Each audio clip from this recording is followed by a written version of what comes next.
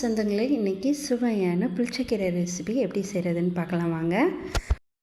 முதல்ல வர கொத்தமல்லியை கொஞ்சமாக மிக்ஸி ஜாரில் அரைச்சி எடுத்துக்கலாம். இது மாதிரி குறைன்னு அரைச்சிக்கோங்க.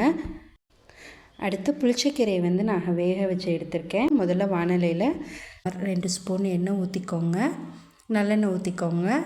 கொஞ்சமாக கடுகு, அடுத்து கொஞ்சமாக உளுந்தம்பருப்பு, கொஞ்சமாக வெந்தயம், கொஞ்சோண்டு சீரகம், அடுத்து ஒரு 4 மிளகு, ஒரு 4 கடலைப்பருப்பு எடுத்துக்கோங்க. லைட்டாக வறுத்து எடுத்துக்கோங்க. கொஞ்சமாக பெருங்காயத்தூள் போட்டுக்கோங்க. வரமிளகாய், கருவேப்பிலை, இது நல்லா வறுபடட்டும், ரொம்ப வணக்க வேணாம். அடுத்து கொஞ்சமாக சின்ன வெங்காயத்தை எடுத்து நறுக்கி வச்சுருக்கேன், அதை போட்டுக்கலாம். சின்ன வெங்காயம் நல்லா வணங்கட்டும். வணங்கினதுக்கப்புறம் இப்போ அரைச்சி வச்சுருக்கோம் இல்லைங்களா, அதை எடுத்து போட்டுக்கோங்க. கொஞ்சம் அப்படியே லைட்டாக மிக்ஸ் பண்ணிக்கோங்க. கொஞ்சம் அது நல்லா வணங்கணுன்னா எடுத்து அதை அப்படியே நம்ம புளிச்சக்கீரையில் போட்டு மிக்ஸ் பண்ண வேண்டியது தான். தேவையான அளவு உப்பு போட்டுக்கோங்க.